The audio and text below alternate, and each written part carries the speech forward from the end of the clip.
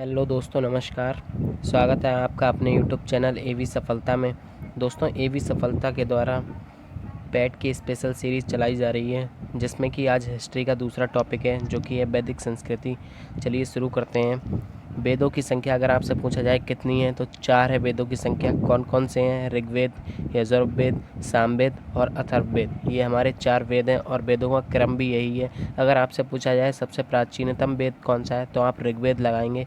वहीं सबसे नवीनतम पूछा जाए तो आप अथर्ववेद लगाएंगे। आगे बढ़ते हैं।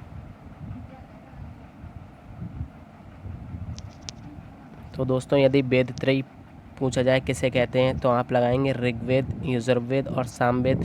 इन तीनों वेदों को मिलाकर ही वेद त्रयी कहा जाता है। इसमें आपका अथर्ववेद नहीं आता है। तो ऋग्वेद क्या है? ऋचाओं के क्रमबद्ध ज्ञान को ऋग्वेद कहते हैं।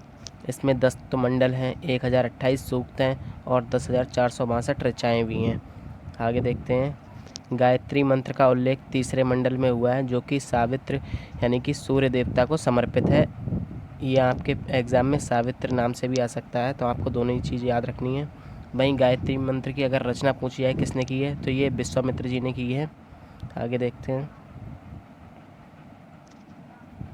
यदि आपसे पूछा जाए सोम देवता का उल्लेख, तो ये 9वें मंडल में है। 8वें मंडल में हस्तलिखित ऋचाएँ जो हैं उनको खिल कहते हैं। ये क्वेश्चन काफ़ी इंपॉर्टेंट है, आपको याद रखने फैक्ट। ये सारे दोस्तों वही फैक्ट हैं जो आपके एग्ज़ाम में आ सकते हैं, क्योंकि हम सभी वो फैक्ट लेकर आए हैं जो अक्सर एग्ज़ाम्स में पूछे जाते हैं और यूपी द्वारा ये बार बार रिपीट भी किए जाते हैं। आगे देखते हैं। ऋग्वेद को पढ़ने वालों को होत्र कहा जाता है। ऋग्वेद का उपवेद आयुर्वेद है, जिसके प्रवर्तक धन्वंतरी जी हैं। आगे देखते हैं।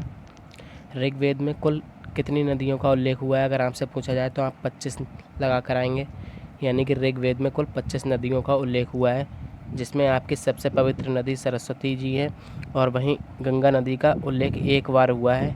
यमुना नदी का उल्लेख 3 बार हुआ है। और सबसे महत्वपूर्ण अगर नदी पूछी जाए तो आप सिंधु नदी लगाएंगे।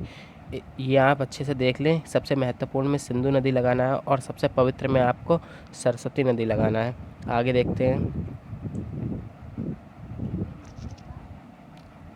प्राचीन ऐतिहासिक साधन में ऋग्वेद के बाद शतपथ ब्राह्मण का स्थान आता है। यानी कि सबसे प्राचीन तो ऋग्वेद है, अगर इसके बाद किसी का स्थान आता है तो वो आपका शतपथ ब्राह्मण है। वहीं यजुर्वेद क्या है? तो यजुर्वेद गद्य एवं पद्य दोनों में है। यानी कि ये गद्य और पद्य दोनों में है। इसमें यज्ञ संबंधी जानकारी मिलती है। तो यज्ञ संबंधी जानकारी किस में मिलती है? तो ये आपके यजुर्वेद में मिलती है। वहीं सामवेद ये भारतीय संगीत का जनक भी है। आगे देखते हैं। अगर आपसे अथर्ववेद के बारे में पूछा जाए तो इसमें जादू टोना वशीकरण की बात कही गई है। वहीं इसमें एक इम्पोर्टेंट फैक्ट है, जो कि कन्याओं को जन्म देने की निंदा भी इसी में हुई है। ये क्वेश्चन आपसे पूछ सकता है कि कन्याओं को जन्म देने की निंदा किस वेद में हुई है, तब आपको अथर्ववेद लगाना है। आगे देखते हैं। अब दोस्तों हम देखेंगे वेद और उनके ब्राह्मण ग्रंथों को। ये परीक्षा में बार बार पूछे जाते हैं, इसको मैं आपको ट्रिक के माध्यम से ही बताऊँगा। तो देखिए, जैसे ऋग्वेद के ब्राह्मण ग्रंथ हैं ऐत्रेय और कौशिकी। वहीं यजुर्वेद के हैं शतपथ और तैत्रेय। सामवेद के पंचविश, षड्विश और जैमिनी हैं। अथर्ववेद के गोपथ। अब इनको ट्रिक के माध्यम से कैसे याद करना है, ये मैं आपको बताता हूँ। जैसा कि आप सामने ट्रिक देख रहे हैं, ट्रिक है हमारी।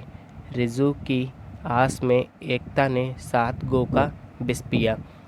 तो इसमें हम कैसे ट्रिक को अप्लाई करेंगे, ये देखते हैं। ये पहला वर्ड आप देख रहे हैं ऋर, तो ऋर से ऋग्वेद बन जाएगा। वहीं ये जू से आपका यजुर्वेद बनेगा। यहाँ पर भी ये जू वर्ड आ रहा है। वहीं आस में आ वर्ड से आपका अथर्ववेद बनेगा और ये लास्ट में जो सा है, इससे हम सामवेद बनाएंगे। तो ये शुरुआत के इन 2 वर्ड से तो आपके ये चारों वेद बन जाएंगे। अब हम एंड में इनके ब्राह्मण ग्रंथों की ट्रिक भी देखते हैं। ये ए से आपका ऐत्रेय बनेगा और कथा से आप कौशिकी बना रहे होंगे। वहीं साथ में सा से आप शतपथ बनाएंगे और ये ता से आप तैत्रेय बनाएंगे। तो ये तो बात होगी इसकी। अब आप ये जो गो देख रहे हैं, इस गो से आप अथर्ववेद का गोपथ बना रहे होंगे। और वहीं ये विषय आप सामवेद का पंचविश षड्विश बना रहे होंगे। और वहीं आप जैमिनी को याद भी रख सकते हैं, वरना आपको इसमें देखिए एंड में पिया में ईया का साउंड लग रहा है, वैसे ही इसमें भी देखिए एंड में ईया का साउंड आ रहा है। तो आप इस यहाँ से भी जैमिनी को याद रख सकते हैं। आगे देखते हैं।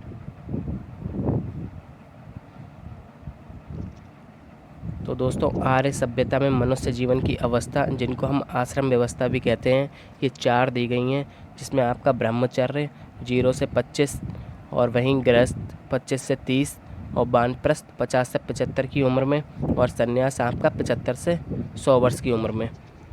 ये अगर आपसे पूछा जाए तो आपको यही लगा के आने हैं। वहीं अगर आपसे संस्कार पूछे जाए कितने संस्कार दिए गए हैं, तो 16 संस्कार दिए गए हैं। आगे देखते हैं, वैदिक आर्यों का मुख्य भोजन क्या था? तो दूध इनका मुख्य भोजन था और इससे बनी हुई चीज़ें ये लोग खाते थे उस समय। मनुष्य द्वारा अगर सबसे पहले प्रायोगिक अन्न पूछा जाए तो आप जौ लगाएंगे, जिसको यववी कहते हैं। वेदांग आपसे पूछा जाए, अगर आपसे वेद पूछा जाए तो आप 4 लगाएंगे, वहीं वेदांग पूछा जाए तो आप 6 लगाएंगे। कौन कौन से हैं वेदांग? शिक्षा, कल्प, ज्योतिष, व्याकरण, निरुक्त और छंद। ये आपके 6 वेदांग हैं और वेद 4 हैं, जो अभी हम ऊपर देख चुके हैं। वहीं आपसे अगर कुल उपनिषद पूछा जाए तो आप 108 लगाएंगे और आपसे सबसे बड़ा उपनिषद पूछा जाए तो आप बृहदारण्यक उपनिषद लगा रहे होंगे। और गोत्र शब्द का सर्वप्रथम उल्लेख किस में हुआ है? तो ये ऋग्वेद में हुआ है। दोस्तों ये सभी महत्वपूर्ण फैक्ट हैं जो आपको याद रखने हैं। मैं गारंटी के साथ कह सकता हूँ इन फैक्ट्स के बाहर एक भी क्वेश्चन नहीं जा रहा होगा। आप बस एग्ज़ाम से पहले एक बार इन फैक्ट को अच्छे से याद कर लें। अगर आपसे पूछा जाए दशराग युद्ध का उल्लेख किस मंडल में हुआ है? तो ये ऋग्वेद के 7वें मंडल में हुआ है। अगर आपसे सबसे छोटा उपनिषद पूछे तो आपको मांडुक्य उपनिषद लगाना है। और आपसे पूछा जाए यम नचिकेता का संवाद किस उपनिषद में हुआ है? तो आपको कांट्य उपनिषद लगाना है। आगे देखते हैं,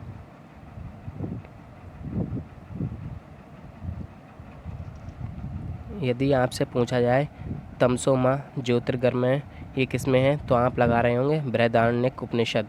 पुराणों की कुल संख्या 18 है और सबसे पुराना पुराण अगर आपसे पूछा जाए तो आप मत्स्य पुराण लगाएंगे।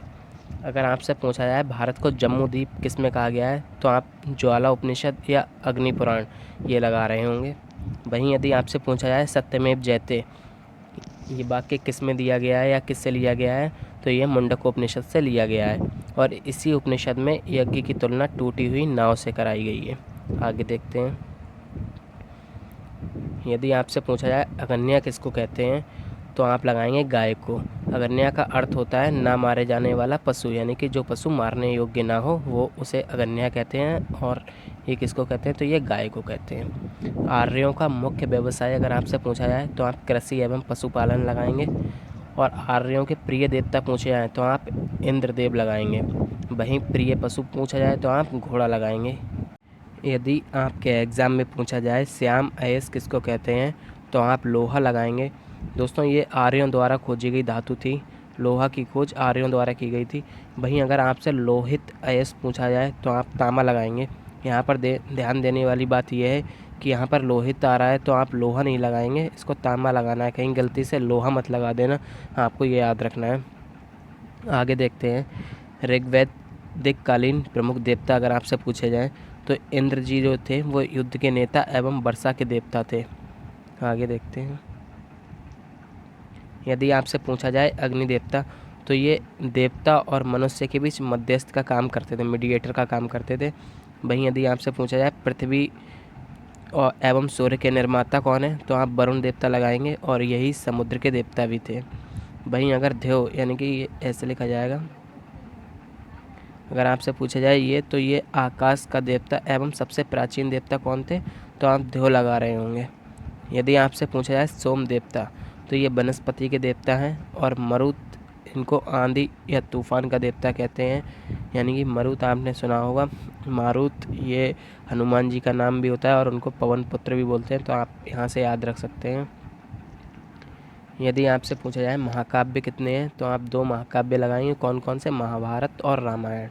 और यदि आपसे पूछा जाए विश्व का सबसे बड़ा महाकाव्य कौन सा है तो आप महाभारत लगाएंगे।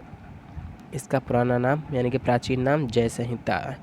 आगे देखते हैं, अब हम देखेंगे ऋग्वैदिक नदियाँ और उनके आधुनिक नाम, यानी कि ऋग्वैदिक काल में उन नदियों के क्या नाम थे और अब उनको किस नाम से जानते हैं। तो दोस्तों सबसे पहले हम देख रहे हैं शतुद्री नदी। इसको प्राचीन में शतुद्री नदी कहते थे, लेकिन अभी आधुनिक काल में इसको अभी इस समय सतलज नदी के नाम से जानते हैं। वहीं परुष्णी नदी इसको अब रावी नदी के नाम से जानते हैं। बेतस्ता, झेलम नदी, अस्किनी, चिनाब नदी, बिपाशा, ब्यास नदी और सदानीर, इसको अब गंडक के नाम से जाना जाता है। तो दोस्तों ये सभी इम्पोर्टेंट फैक्ट थे जो कि आपकी परीक्षा के लिए बहुत ही ज़रूरी हैं, और ये सिर्फ आपके जो सिलेबस दिया गया है उसी से लिया गया है और उससे बाहर कुछ भी नहीं है। तो आप बताएं आपको वीडियो कैसी लगी। अगर वीडियो पसंद आई हो तो हमारे चैनल को सब्सक्राइब करें और वीडियो को लाइक करें। Thank you.